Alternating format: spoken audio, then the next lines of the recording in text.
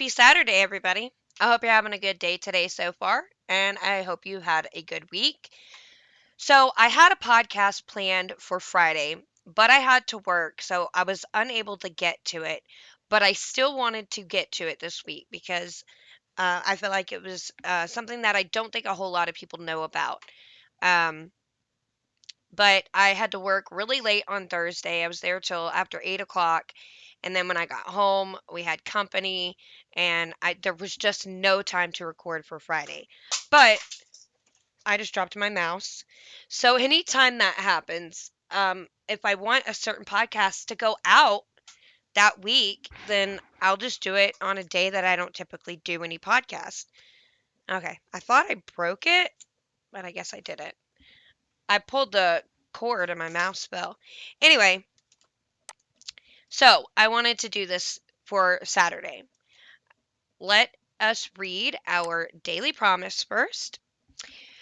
For ye shall not go out with haste, nor go by flight.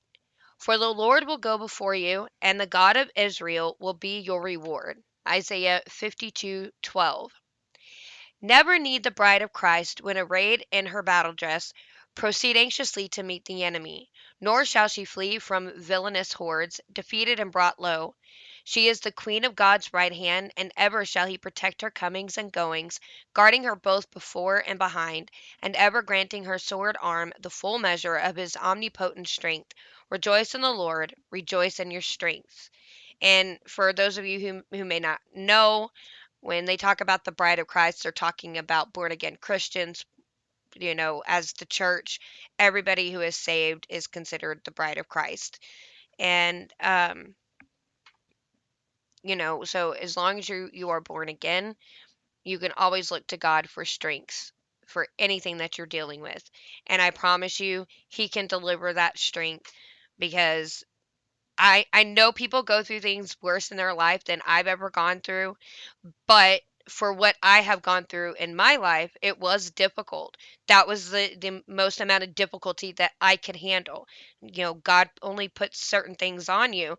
Now, some of those difficult things were of my own making, my own choices, bad choices. And I take full responsibility for those decisions that I made that led to the consequences down the road. But then there were other things that were completely out of my control that God put on me, but He knew I could handle it. And I'm telling you, if it wasn't for my faith in God, and regardless of if I'm perfect, because I'm not, I do mess up, and I mess up quite frequently because I'm human and I make mistakes. But I do try my hardest to do what's right. And, had it not been God lending me that strength, I don't think that I would have come out the other side as uh, put together as I am. I mean, I'm happy. I'm not depressed, and I still have things ongoing. They continue. There's no end to what I'm dealing with right now because children are involved. So there's no end to that. But I but whatever faith that I have, it's getting me through it, and it's not keeping me down, and it's actually making me stronger and wanting me to do more and do better to get to a point where those things can change. And maybe they never will. Maybe it's not in God's plan for those things to change. Maybe it is. Maybe they'll change in a year. Maybe they'll change in 2 months. I have no idea. All I can do is just go down the path that God has laid before me and just pray. They say, you have not because you ask not. If you're living a faithful Christian life and there's something that you want, you can pray about it, and God will give it to you. But you have to be living in a faithful life. You can't be living out of the will of God and expect to get what you want when you pray about it. Anyway, I'm not here to talk about that stuff. Who has ever heard the name David Daleiden? Or Daleiden, I guess is how you say it. I don't think a lot of people have heard this name. I didn't know the guy's name. I know what he did. I know who he is, but I didn't know his name. But I got an email yesterday, and the email that I got was about this man and what he is dealing with right at this moment. So let me explain to you exactly who David Daleiden is. He is a pro-life undercover journalist, and he's actually very good at what he does, and he has exposed a lot about the abortion system and the abortion agenda. So, David Daleiden is one of the most skilled and successful investigative journalists of our generation. David founded his Center for Medical Progress in 2013 to go undercover inside the highest echelons of the abortion and fetal tissue industries. After almost 30 months undercover, David publicly unveiled the damning and gruesome results of his investigation in a release he called the Human Capital Project. David uncovered evidence of infants born alive and vivisected for their organs, illegal partial birth abortions, and a host of financial and ethical violations relating to the illegal trafficking in aborted baby body parts. David's work put the lie to the abortion industry's claim that it protects the health and welfare of women. Abortionists altered abortion procedures to procure more commercially valuable fetal organs and parts in flagrant disregard for medical ethics and patient health. These altered abortion procedures were even done with the intended result of delivering fully intact fetuses, some of whose hearts were still beating. As a result of David's groundbreaking work, Congress immediately convened investigative committees. Numerous states defunded Planned Parenthood and increased their attention to the regulation of abortion, and the issue of abortion and fetal tissue trafficking even became front and center in both the Republican and Democrat 2016 presidential primaries. The Trump administration has taken steps to end various research involving aborted babies and has defunded Planned Parenthood of $60 million in Title X funding. Title 10, I think. I was just reading so fast. Title 10 funding. To this day, pro life sentiment in America is higher. Legislative and public policy are more pro life, and pro life activity is greater at the nation's abortion clinics, all because of David's brave and monumental work uncovering the terrible abuses committed by Planned Parenthood and the entire abortion industry.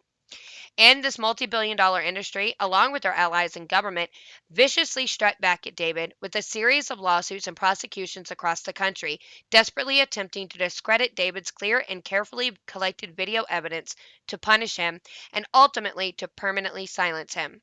It was in response to these legal challenges brought against him by the largest and richest law firms in the world that David turned to Tom Brecha and Peter Breen and the Thomas More Society for help.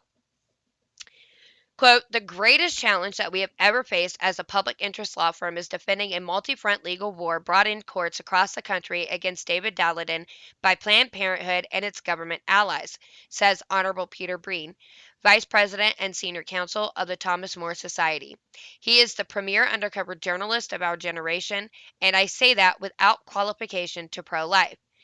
Obviously, in the pro life movement, what David has done is the most complex and incredibly impactful set of investigations that we've seen. He is one of the finest undercover journalists of our generation. It is an honor to represent him. And that's also Honorable Peter Breen, who wrote that. So, right now, Thomas More Society is representing David in 5 active cases. The first one is the National Abortion Federation versus the Center for Medical Progress. Number 2 is Planned Parenthood versus Center for Medical Progress. 3 is Jane and John Doe's versus University of Washington, David Daleiden. 4 is the people of the state of California versus David Daleiden and Sandra Merritt. And 5 is David Daleiden versus California Attorney General Becerra, Planned Parenthood. So this is everything that's going on with him right now. But,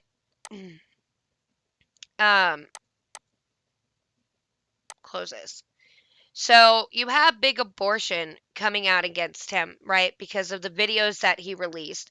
And what's funny is you have these videos of these people admitting that they commit crimes. I mean, you can't do what they're doing.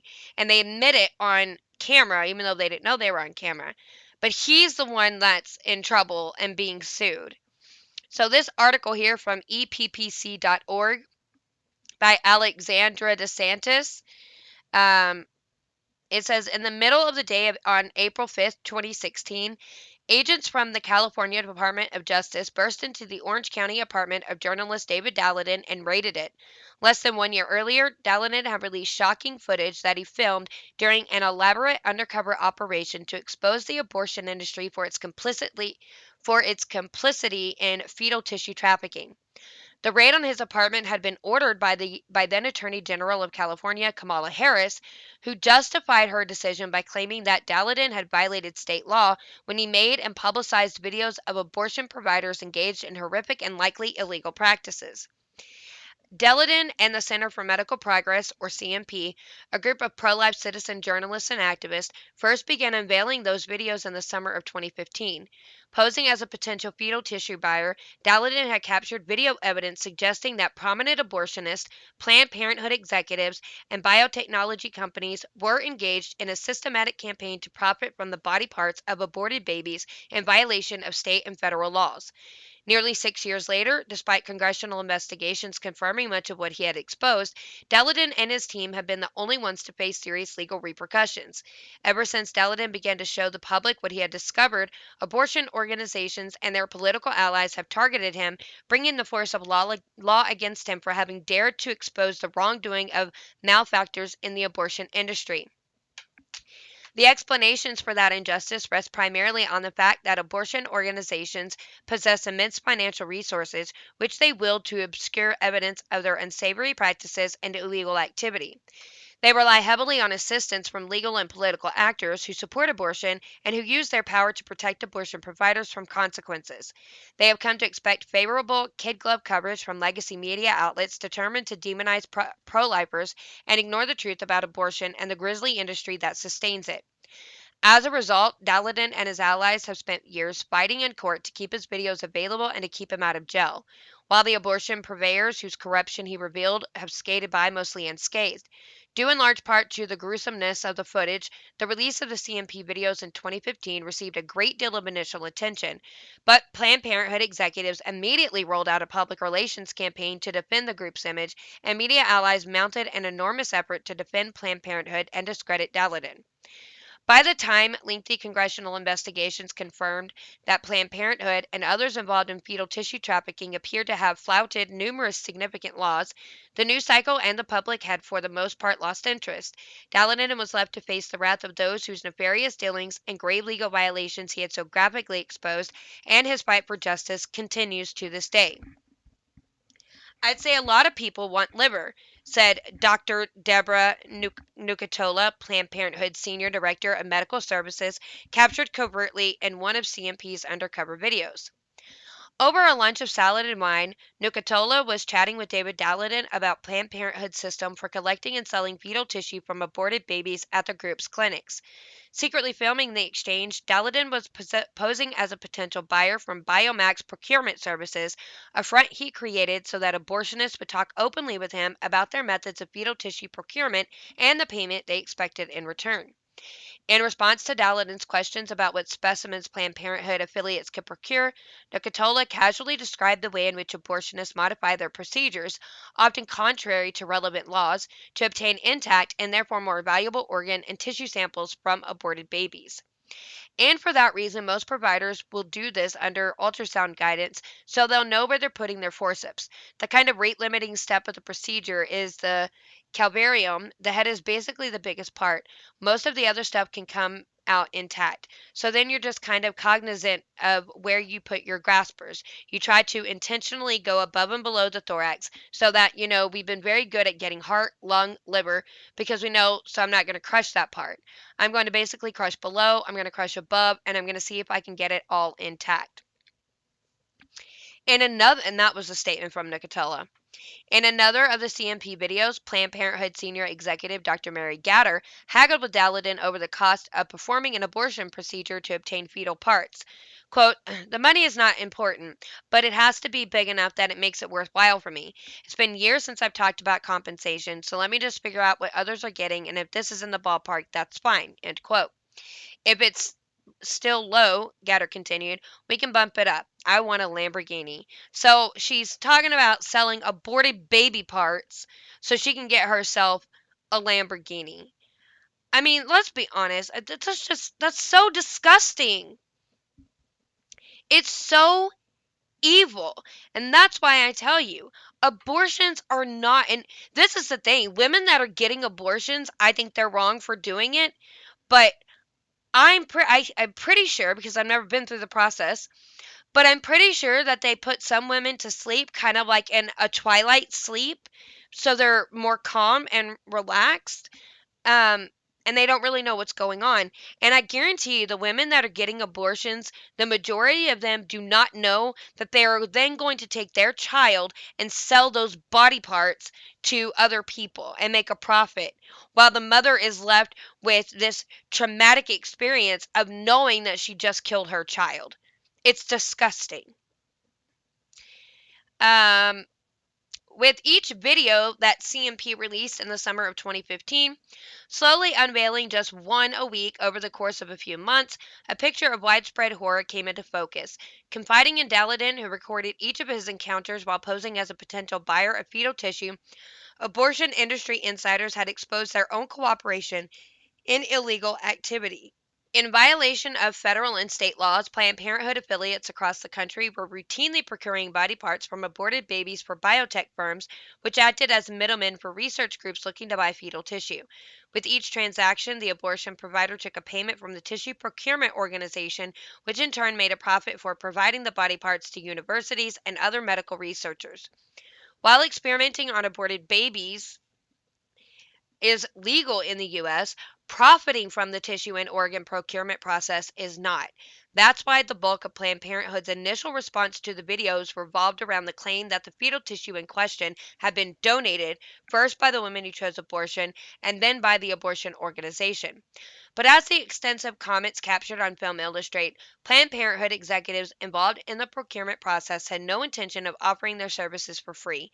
What's more, the videos and further investigation revealed that Planned Parenthood affiliates often didn't obtain informed consent from the women whose babies they shipped off to be used for research, flouting both legal requirements and the definition of donation. And another thing is, I think when you get an abortion, I believe you can have that baby cremated. I could be wrong, but I think you can have your baby cremated. And maybe that's for people that, maybe women that do that, they don't want an abortion, but something has come up, like they're in danger of, maybe they could die if they continue with the pregnancy, so they abort it and then they take the ashes. But that could be for anybody. Like I said, I don't know much about what you can do after the fact. But what if that's the case? What if they wanted to cremate their baby after the abortion and take their baby's ashes home? What do they give them? If they're getting rid of their body parts, what are they getting? Is there even enough ashes to give them after you take away all the body parts you're going to be doing? Or what if you take the whole baby to do research on for all of their tissue? What do they give them? Or do they just tell them it's not a service that they provide? That's what I would like to know. I would really like to have a real civil and in-depth conversation with somebody who has either had an abortion and learned things about it that they didn't know going into it, or someone that used to work for an abortion clinic and has since left because they saw what was going on and they don't like it. So if there's anybody out there listening that it's either of those two, I would love to talk to somebody and have a real conversation about it, because this is stuff that people need to know, because like I said, they put a pretty little bow on it so you don't know how horrible abortion truly is. But at that point, you're being willful, if I could speak English, you are being willfully ignorant because you know it's not pretty.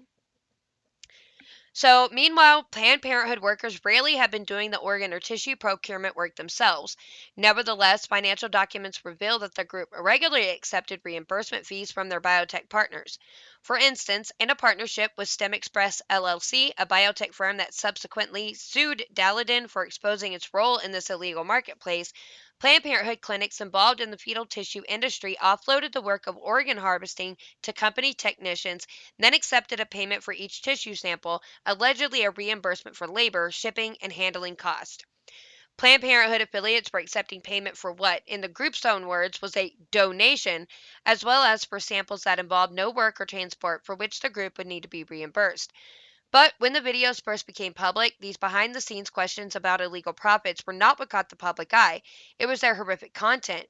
In one video, former STEM Express technician Holly O'Donnell describes an experience she had while working inside Planned Parenthood Marmonte's Alameda Clinic in San Jose, California. Quote, I want you to see something kind of cool. This is kind of neat, O'Donnell's coworker says. So I'm over here, and the moment I see it, I'm just flabbergasted. This is the most gestated fetus and the closest thing to a baby I've seen. And she's like, okay, I want to show you something. So she has one of her instruments, and she just taps the heart, and it starts beating. And I'm sitting here, and I'm looking at this fetus, and its heart is beating, and I don't know what to think. End quote. O'Donnell was then instructed to harvest the child's brain. She gave me the scissors and told me that I had to cut down the middle of the face. I remember seeing this video. In another video filmed by Daleiden at a National Abortion Federation conference, Dr. Susan Robinson, an abortionist at Planned Parenthood Marmonte, said the following during a panel presentation for industry colleagues. Quote, the fetus is a tough little object, and taking it apart on day one is very difficult. You go in there and you go, am I getting the uterus or the fetus? Oh, good, fetus. Robinson made a stabbing sound effect. What have I got? Nothing. Let's try again. End quote. Clearly unafraid of the PR nightmare that would be provoked by these graphic statements from the mouths of their own officials, Planned Parenthood immediately went on the offensive. The group launched a campaign lambasting CMP and Daleiden and insisting with no evidence that the videos had been manipulated or deceptively edited. From these claims, media outlets took their marching orders. If the videos received any coverage at all, it was focused not on the facts or details of what they exposed, but rather on the false claim that the footage had been doctored or maliciously altered. In nearly every prominent media outlet, the videos were dismissed as deceptively edited, as if Daleiden and CMP somehow had managed to fabricate entire clips using technology to make it appear as if Planned Parenthood executives had implicated themselves when in fact they hadn't. HuffPost labeled the CMP videos debunked, Newsweek called them a debunked anti-choice propaganda campaign, and Think Progress referred to discrediting Sting videos. The Hill and U.S. News and World Report, among other outlets, repeatedly cited Planned Parenthood's evidence-free assertion that the videos were heavily edited and misleading. But contrary to the claims of Planned Parenthood and its defenders, the videos were never discredited or debunked in any meaningful way. In fact, quite the opposite. Shortly after releasing the initial videos, CMP placed on its website consecutive hours of undercover footage that Daleiden had shot. Alongside the clips, the group gave viewers access to the entire context of each video, allowing critics and sympathizers alike to review the footage for themselves. This put the lie to the notion that crucial context had been removed to make the statements on video appear more incriminating than they really are. Meanwhile, two independent forensic reviews of the footage confirmed that the audio hadn't been tampered with and that, compared with the full-length footage, nothing substantial or contextually necessary had been taken out of the videos. One of those reviews was commissioned by Planned Parenthood itself and performed by Democratic research firm Fusion GPS. Though Planned Parenthood pretended otherwise, even that review determined that its analysis did not reveal widespread evidence of substantive substantive? Are they saying that right? Did they write that right? Video manipulation. See, I need to learn more English words. Like, of course, it's my first language, but sometimes I just have a hard time speaking English. I can't help it. Immediately after the video surfaced, leaders in Congress began a thorough examination, headed in the House of Representatives by a select investigative panel of the Energy and Commerce Committee and in the Senate by the Committee on the Judiciary. By early 2017, after a series of document reviews and hearings with witnesses, reports from both investigatory groups had confirmed key details of what Daleiden captured on tape. According to the work of both groups, available evidence suggested that biotech firms and abortion providers, including Planned Parenthood, had indeed knowingly violated laws protecting patient privacy and the rights of late-term and born-alive infants, laws regulating anatomical gifts of research, and laws governing public funding for fetal tissue research. The Planned Parenthood executives announced several months after the videos were released that its affiliates would cease accepting reimbursements for providing fetal tissue. The damage had already been done. At the end of the congressional investigation, Iowa Senator Jack Grassley, the chairman of the Senate Judiciary Committee, referred several organizations incriminated by the evidence to the FBI and the Department of Justice for further investigation and possible criminal prosecution.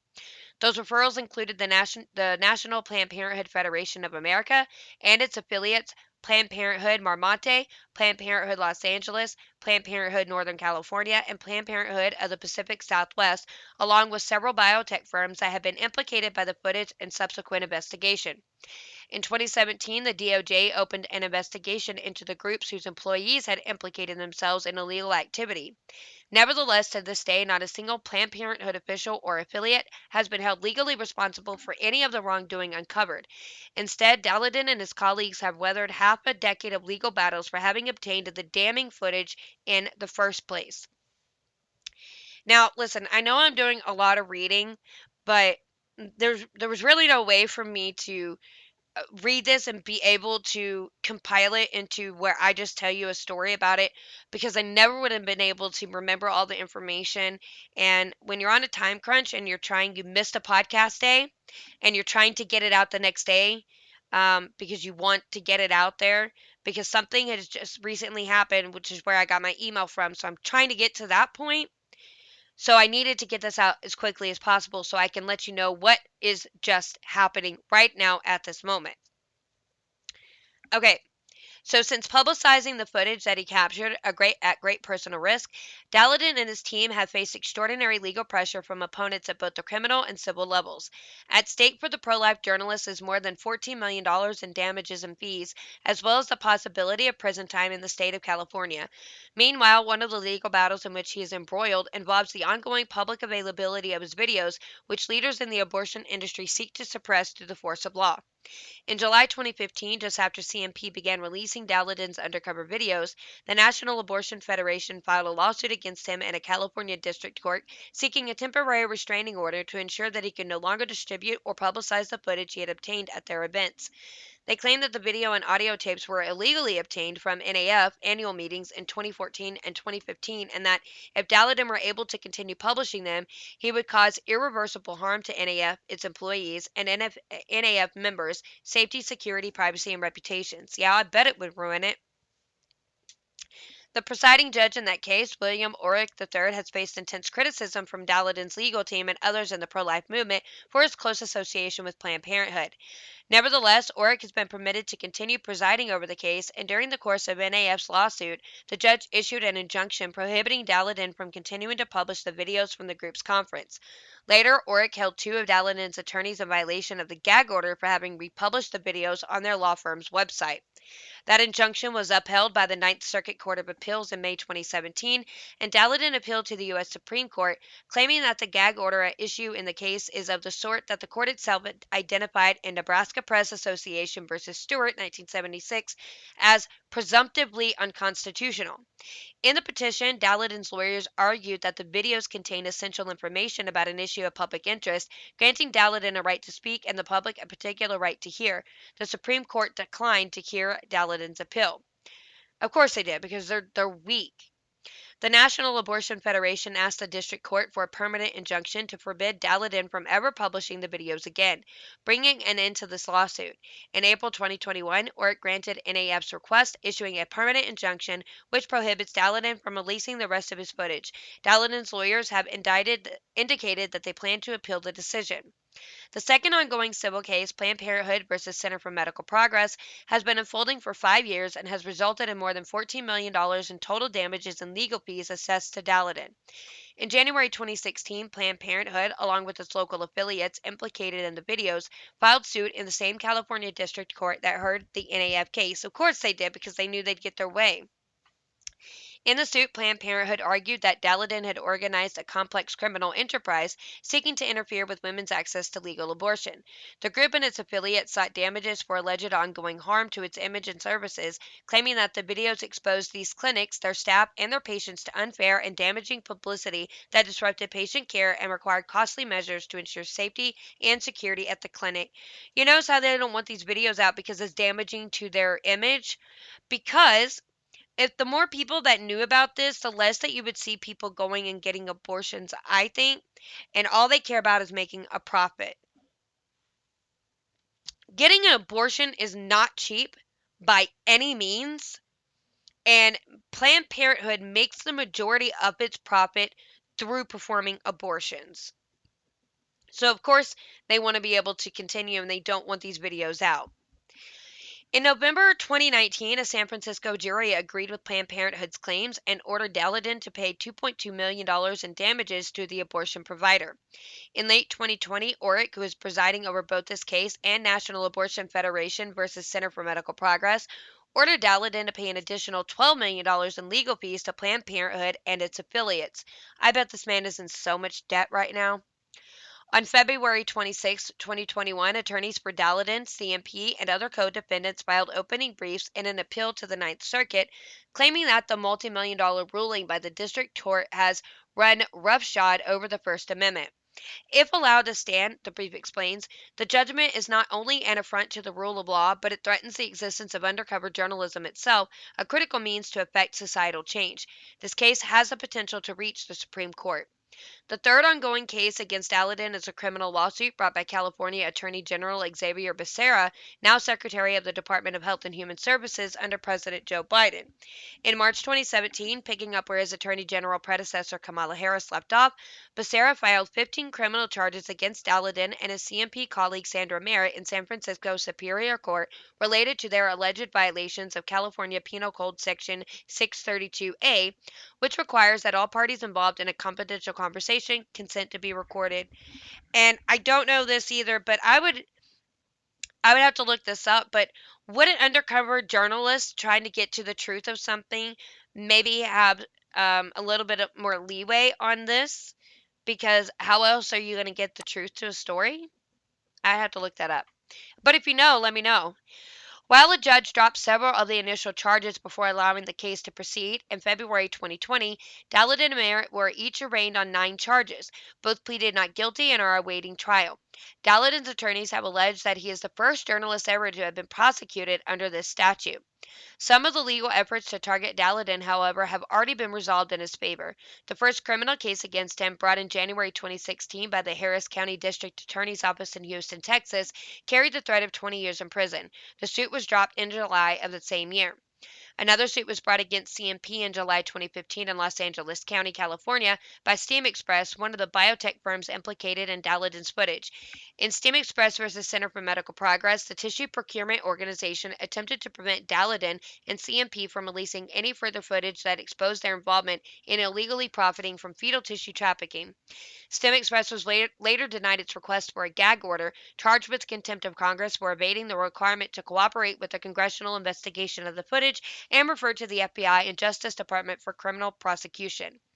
Not one to back down from criminal charges, Daleiden has countersued the state of California and those responsible for launching the criminal investigations against him, including Becerra and now Vice President Kamala Harris. In his suit, Daleiden accuses the state of content-based selective enforcement of video recording statutes, arguing that they are using these laws as weapons to silence disfavored speech. David Daleiden became the first journalist ever to be criminally prosecuted under California's recording law, reads his complaint.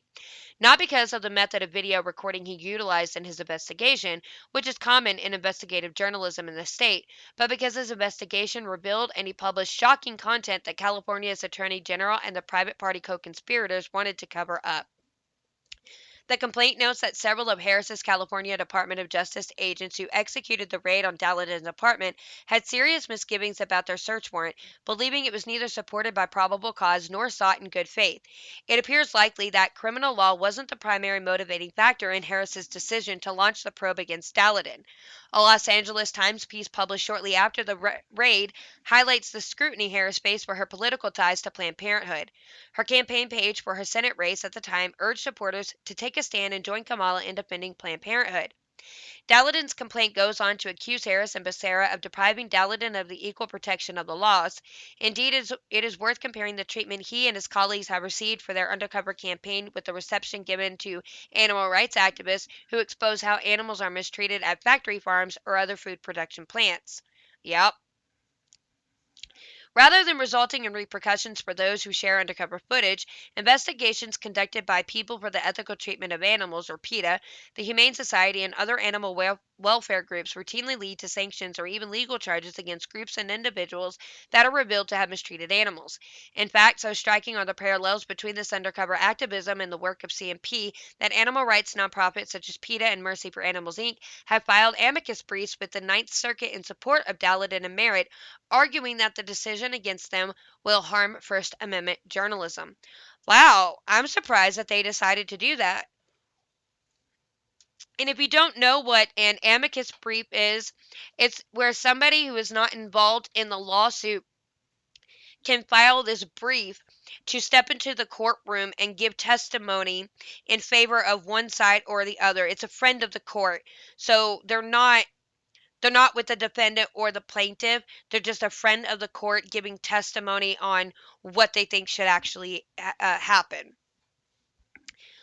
That's the best way I can explain it in layman's terms. While the animal agriculture industry has rallied behind bills known as ag-gag laws designed to make it more difficult for whistleblowers to reveal animal abuse on industrial farms, most suits invoking ag-gag laws have resulted in the statutes being struck down as unconstitutional. And I'm saying ag is as in like agriculture, ag-gag. By contrast, Daleiden has faced severe reprisals for revealing rampant abuse and lawbreaking within an industry that profits from the organs of aborted babies. Instead of enjoying the protection of whistleblower laws, he has been threatened with significant punishment for violating minor recording and privacy statutes, while those who broke a series of significant federal and state laws have evaded judgment. So that's what I thought. I thought that whistleblowers, somebody doing stuff undercover, would have some kind of protection. So, the whistleblower, okay, so that's OSHA. So, whistleblower protection means protection from retaliation from reporting fraud, misconduct, or a violation of federal law. Retaliation can happen with federal employees in the government or corporate employees in the private sector. Both U.S. and non U.S. citizens are protected under many U.S. whistleblower protection laws. So, yeah, he should have been protected. Um, and just really quick, because I want to make sure that I explain this properly. I like to always, let y'all know definitions of things if I don't know what they mean and maybe y'all don't know. So an amicus brief is someone who, well, it's called an amicus curiae or something like that. It's someone who is not a party to a case who assists a court by offering information, expertise, or insight that has a bearing on the issue in the case. The decision on whether to consider an amicus brief lies within the discretion of the court. So I was right. I did explain that pretty decently. Quite surprised. I learned what an amicus brief was when I was uh, reading Ted Cruz's book One Vote Away. Very good book. Check it out. Okay, shortly after Daleiden and CMP released their undercover footage, several states moved to render Planned Parenthood ineligible as a Medicaid provider, citing the video evidence of criminal wrongdoing. Texas and Louisiana, among others, told Planned Parenthood that it would no longer qualify as a Medicaid eligible healthcare provider and therefore would no longer receive state funding. Several years later, as a result of judicial interference, those efforts to defund Planned Parenthood affiliates at the state level are still pending, though the Fifth Circuit Court of Appeals has affirmed that states may determine which providers are qualified to participate in Medicaid. It is unimaginable that such a case might rise to the Supreme Court, where the justices would have a chance to pass judgment on the matter, perhaps not on Planned Parenthood's qualifications, but at least on the question of whether states may defund the abortion group without facing lawsuits from Medicaid recipients or from the group itself.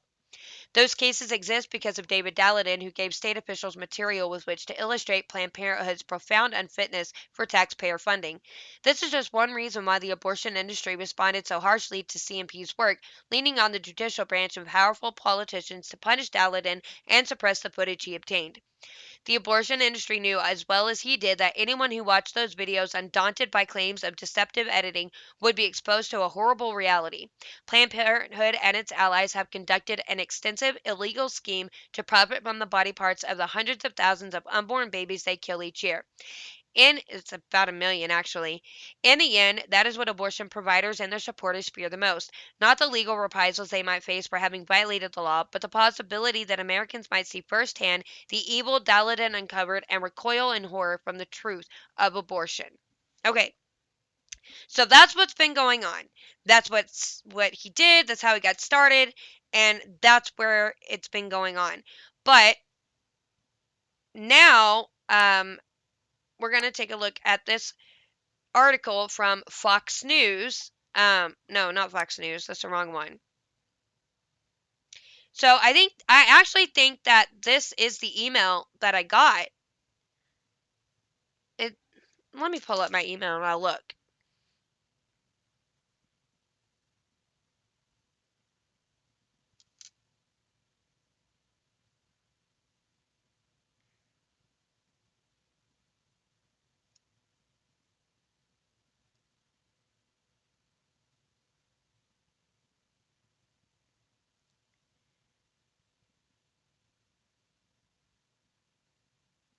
So I do think that this is the same email. Yeah. So it says, I'm writing this letter to you today because, quite frankly, David Daleiden cannot. You may remember David as the undercover journalist, blah, blah, blah, and now he's being charged with 9 bogus felonies.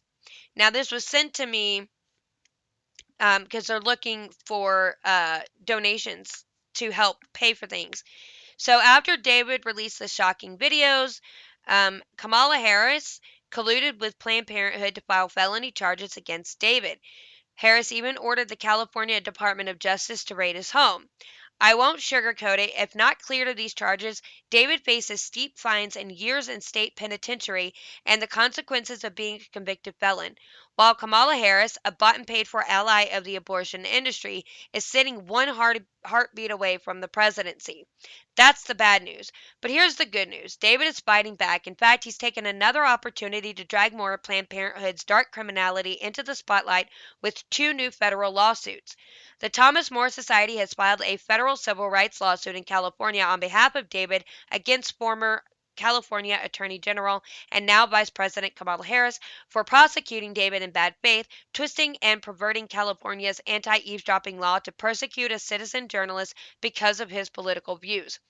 Then the Thomas More Society filed a defamation or a libel lawsuit in federal court in New York against Planned Parenthood, which said David created a fake and false smear campaign against Planned Parenthood. In other words, the best defense is a good offense. The truth is, we can no longer let David suffer such a trampling of his free speech and due process rights without a counterattack. The timing couldn't be more important. This is a critical opportunity to put Kamala Harris, Planned Parenthood, and the rest of the abortion industry on trial for conspiring to silence David in order to cover up their illegal activities. So, it continues on. Um, Tom Breccia, who's the president of the Thomas More Society, introduces himself. Um, they anticipate David's legal defense will cost them more than $6 million. In addition to the criminal case and the new federal civil rights and defamation lawsuits, we're currently representing David in 3 other cases, which are the ones I just covered. The civil lawsuit filed by Planned Parenthood, where we are appealing the jury's verdict along with a judge's order permanently banning David from doing any more undercover journalism against Planned Parenthood. Recently, we posted a $700,000 appeal bond to keep Planned Parenthood's nasty collection agents from harassing him with collection agents and even seizing his belongings. We're fighting back, but we'll need your help.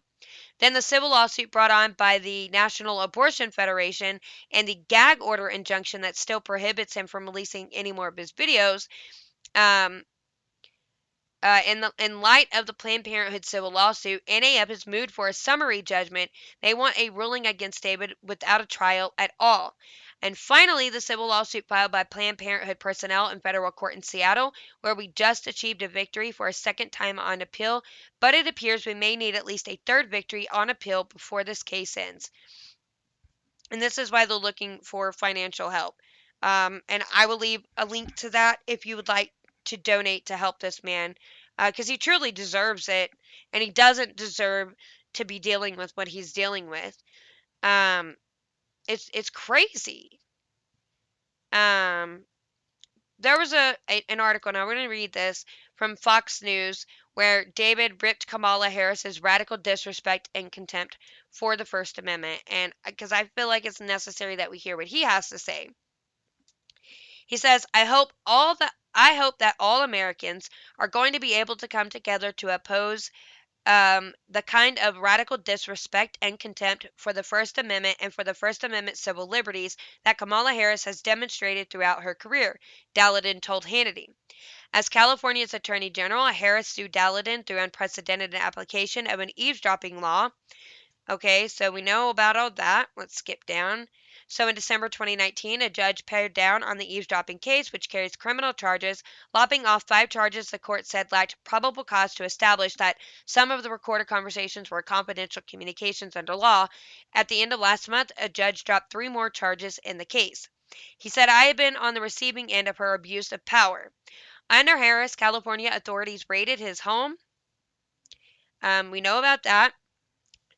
Planned Parenthood described Daleiden's group as discredited. David Daleiden and the Center for Medical Progress intentionally waged a multi-year illegal effort to manufacture a malicious campaign against Planned Parenthood. Acting CEO Alexis McGill Johnson said in November, Planned Parenthood has denied selling fetal tissue, and multiple state investigations have found that affiliates did not engage in illegal practices. While the federal government hasn't brought any criminal charges, the Republican led Senate Judiciary Committee did send criminal referrals to the Justice Department, which opened an investigation into the group. For Daleiden and others, the core of the ongoing saga is whether Planned Parenthood violated federal laws by selling fetal tissue. Unsealed documents revealed Planned Parenthood charged a biospecimen company nearly $25,000 for fetal tissue and maternal blood samples in 2012. Planned Parenthood has defended itself by claiming that its charges related to transportation and the time spent by staff. The invoices don't mention either of those, however, nor do they contain the word reimbursement. Instead, they assign a fee per body part. Specifically, the previous release contract between those organizations showed that the exchanges were based on POC determined in the clinic to be usable. So that's what's going on with this man. And I'm telling you, this is a big deal, and it's really disgusting that they would even be doing this. I don't know. I don't know where this level of evilness and depravity comes from. But the last article that I had pulled up is David Daleiden links Dr. Fauci to experiments with aborted baby scalps on Tucker. So you always find the same people are all involved in all the bad stuff, right? It's long past time for Dr. Fauci exit stage left. In addition to proving himself as inconsistent on protocols for the public's pandemic safety, being linked to funds which he may have actually created the coronavirus, and becoming the tyrannical face of making kids do another school year on Zoom, Fauci is now alleged to have overseen funding of illegal biomedical experiments done using the flesh of aborted babies. So CMP's David told Tucker Carlson on May 20th that horrific tests done by the University of Pittsburgh involving the fusing of aborted babies' scalps to the bodies of mice were funded by the National Institute of Allergy and Infectious Diseases, which is NIAID. And guess who runs this research office? That's right, People's Sexiest Man Alive nominee, Dr. Fauci. You can actually see the photographs in the published study of little baby scalps grafted onto the backs of lab rats, growing little baby hairs, Daleiden told Carlson. This study was funded by multiple grants from the NIAID office, which is run by Dr. Anthony Fauci. He also explained that the aborted baby parts used in these grotesque experiments were supplied by Planned Parenthood. The fact that Planned Parenthood provides research groups with aborted fetal parts for a profit was a grim truth which Daleiden exposed in a series of infamous undercover videos back in 2015. In a press release published in early May, the CMP alleged publicly available information demonstrates that Pitt hosts some of the most barbaric experiments carried out on aborted human infants. The statement provided more detail on the nature of the experiments, which involved scalping 5-month-old aborted fetuses to stitch onto lab rats, exporting fetal kidneys across the country, and killing infants delivered alive for liver harvesting. Carlson asked whether Fauci had ever accounted for this horrific charge, to which Daleiden responded, no. And Dr. Anthony Fauci owns every bit of this study because, as the head of the NIAID office, the buck stops with him in terms of how those grants are spent. Daleiden also mentioned another graphic detail about the supposed Fauci-approved research. Quote, the fact that they were using scalps from 5-month-old aborted babies, that means that the heads of those children probably needed to be intact. The investigators surmised that it means these babies were probably killed through partial birth abortion, or they were from infants delivered alive and whole who were then killed. So if you didn't listen to my podcast that I did that talked about the different types of abortion techniques, a partial birth abortion is where they deliver a baby breeched, which is feet first, and they deliver the baby all the way out, but they leave the baby's head in the birth canal, and they take scissors and they jab it up the back of their head at their spine right there at the base of their head, and they split it open. That's what they do for partial birth. It's illegal, but people still do it. What's more is that this barbaric research, supposedly done under Fauci's authority, is illegal according to the CMP statement. Local Planned Parenthood of Western Pennsylvania abortion providers supply the aborted fetuses, while Pitt sponsors the local Planned Parenthood's operations in what looks like an illegal quid pro quo for fetal body parts. The report read. It added that this is forbidden by 42 U.S. Code 289G-2 and 18 Pennsylvania Statutes 3216. Of course, Pitt University has denied the claim so far, but if it is true, does it really need to be technically illegal in order to completely discredit Fauci as a trustworthy medical official? Um, so yeah, I'm curious if we would be able to find that study at all. Let's just see. Let's just look it up and see what we find.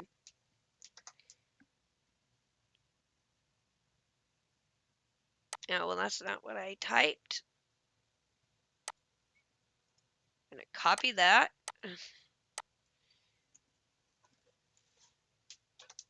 Okay.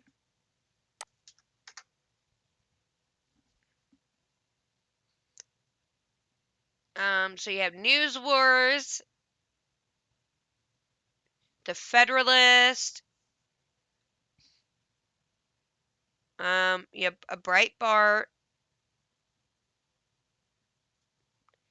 I wonder what Breitbart has on it.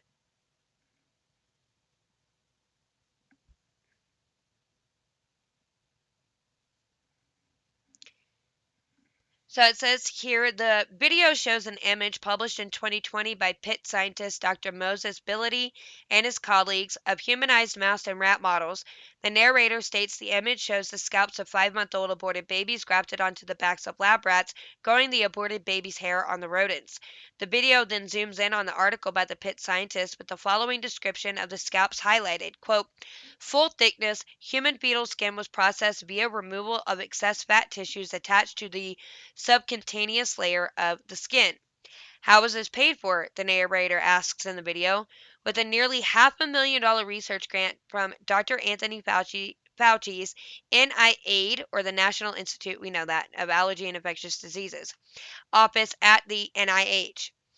The video then moves to a photo of a page from a 2012 journal article titled Efficient Human Fetal / Liver Cell Isolation Protocol by Dr. George Gerlach at Pitt's McGowan Institute for Regenerative Medicine.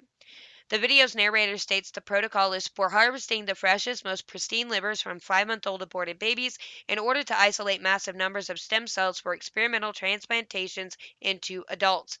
The narrator states the next image is of a premature baby aborted alive via labor induction under surgical drapes with the umbilical cord off to one side as the baby is cut open to harvest the liver.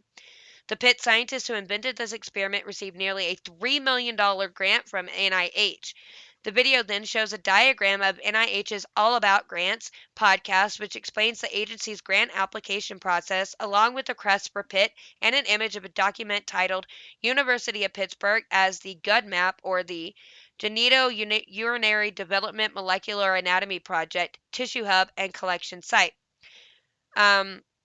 So Pitt received a multi-year $1.4 million grant from NIH, making Pitt a distribution hub for aborted fetal kidneys and other fetal body parts for NIH-funded projects across the country. The narrator then notes the projects presented in the video are just a few of the recent fetal experimentation projects at Pitt. The video shows and provides examples of how, over decades, Pitt researchers conducted experiments even on aborted babies delivered alive. The video shows footage of what the narrator states are experiments filmed in the 1950s by Pitt's Dr. Davenport Hooker, who obtains live fetuses from abortions at Pitt's hospital and tested their reflexes until they died. Next, the video moves to an image of a document appearing to be the testimony of a Pitt nurse, Mrs. Wilhelmine Dick, who testified in 1972 before the Pennsylvania legislature. It was repulsive to watch live fetuses being packed in ice while still moving and trying to breathe, then being rushed to some laboratory, and hear a medical student later discuss the experience of examining various organs of a once live baby.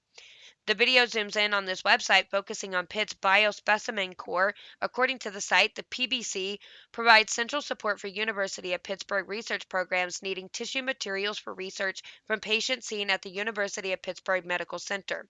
The main objectives of the PBC are: 1, to provide a mechanism to simplify and streamline the process of research tissue accrual and disbursement, and 2, to provide efficient research pathology support services.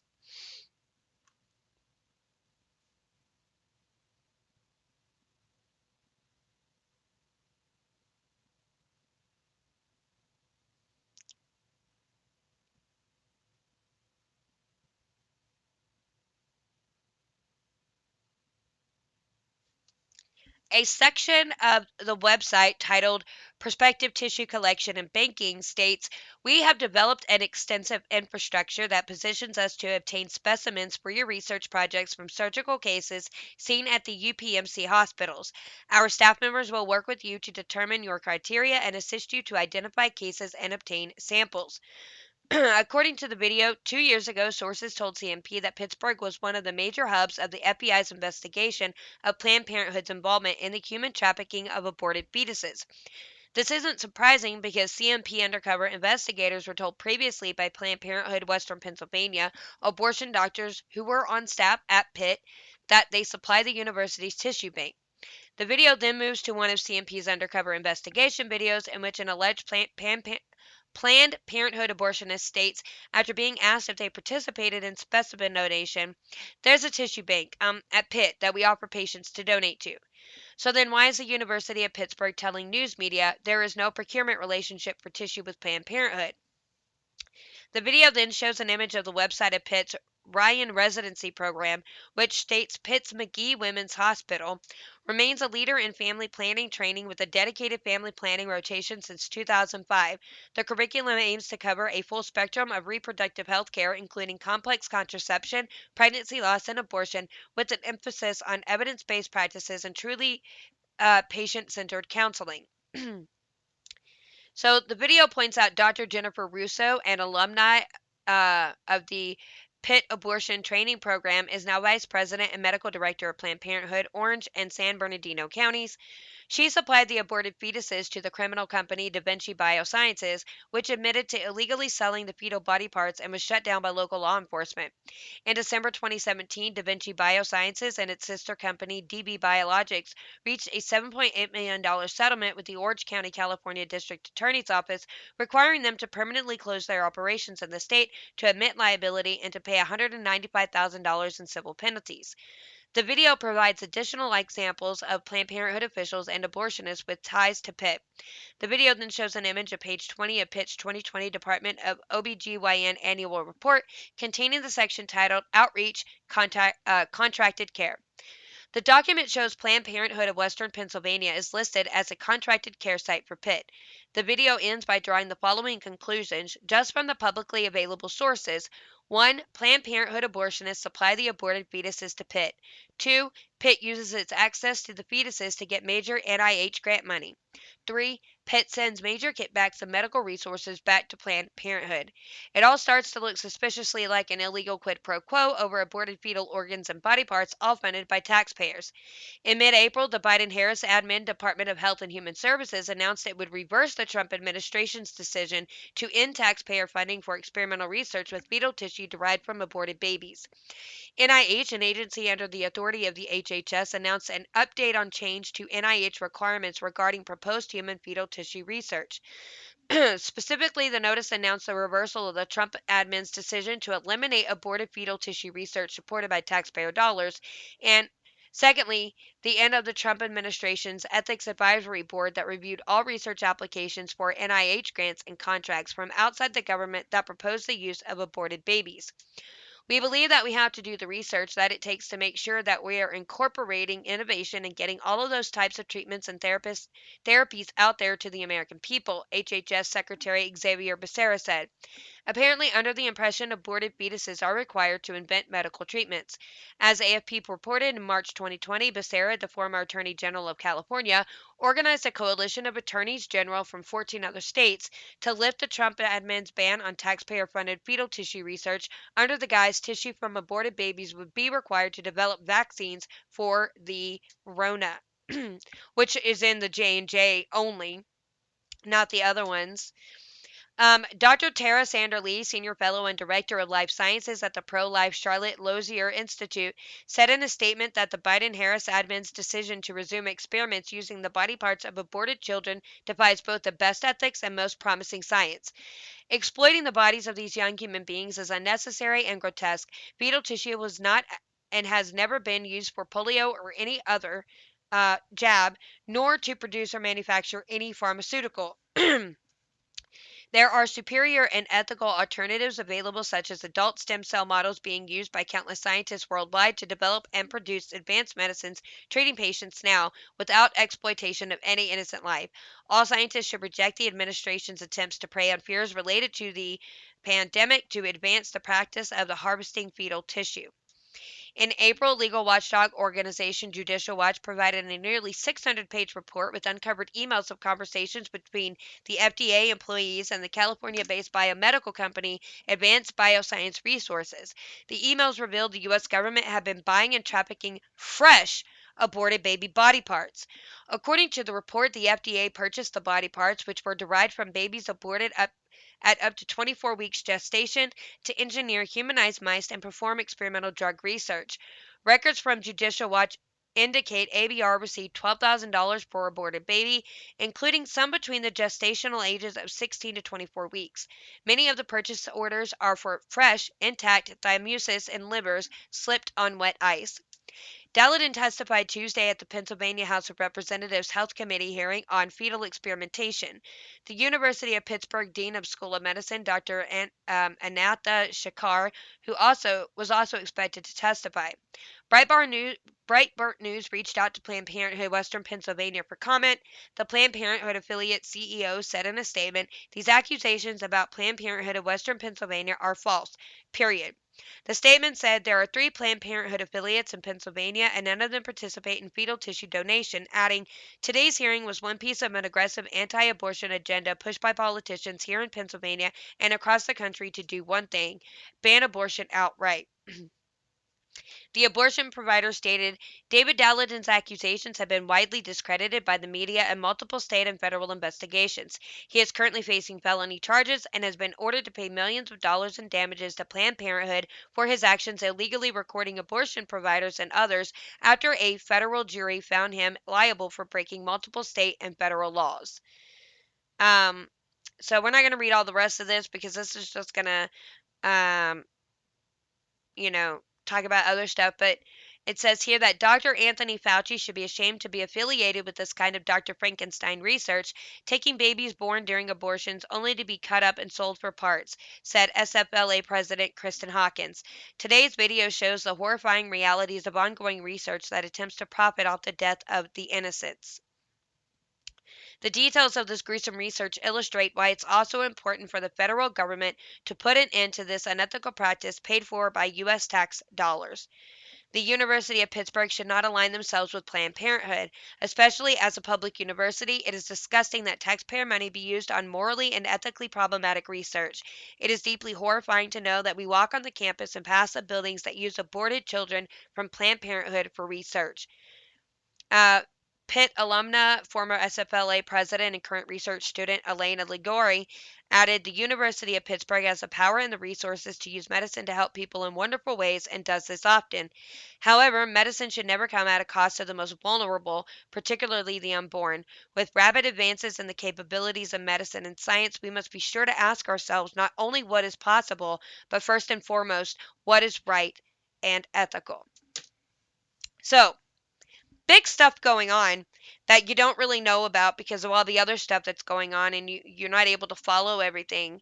But I felt like this was a very important story to talk about because it's ongoing, and it's been ongoing since during 2015. So I wanted to share it. I wanted you to know what our government is doing. That Dr. Fauci is involved in much more than just what he is involved in when it comes to the Rona. And, let you know what's happening with this man so that if you want to do something to support him and help him get through this, if you want to donate money, write him a letter, write his lawyers, let him know that, that you stand behind him. Pressure, right? The judges. If a lot of people start putting pressure on judges and stuff, it can cause things to get dropped and dismissed. So I felt like this was something that maybe we could all come together collectively and do something to get this dropped and get his life back on track because he's about to have a completely ruined life for exposing people who are breaking federal and state laws and just being absolutely immoral. So I'd like to know what y'all's opinions are on this story and what y'all think is going on and just I just want your opinion. Let me know what you think. Should we be allowed to do experiments with aborted fetal tissue? Should that not be legal? I don't think it should be allowed, especially the sale of it. But I'd like to know. So you can email me, gotta say something 21 at gmail.com. You can message me on Instagram, gotta say something 21. And you can also leave me a message on Anchor. If this is where you listen to the podcast, you can record a message and send it to me. If you want to say something that you would like me to share to everybody else, I can use that recording and share it. And like I said, I would like to talk to either a woman who went through an abortion and found out things about it later on and maybe regrets it, or someone who used to work in an abortion clinic and was exposed to all of the disgusting and depraved things that they do inside those clinics and would like to speak out about it. And you can stay anonymous if you don't want people to know who you are. Anyway, don't forget, go join me on my Facebook, Lauren Collins. I just got to say something. And like I said, my Instagram, I'll put my link tree down there. This is going to go up on Rumble. As soon as I can go and upload back on YouTube, that's where this will go as well. I think I have 3 or 4 more days left. And like I said, go to Anchor, Spotify, Google, Apple Podcasts, subscribe to the podcast, leave me a review. That would be really great. But most of all, the best thing you can do is you can go to my Rumble and my YouTube, subscribe to the channel, like and share my videos, and just keep up to date with what's going on. Anyway, I hope you have a good rest of your day and have a great weekend. See you back here on Monday. God bless.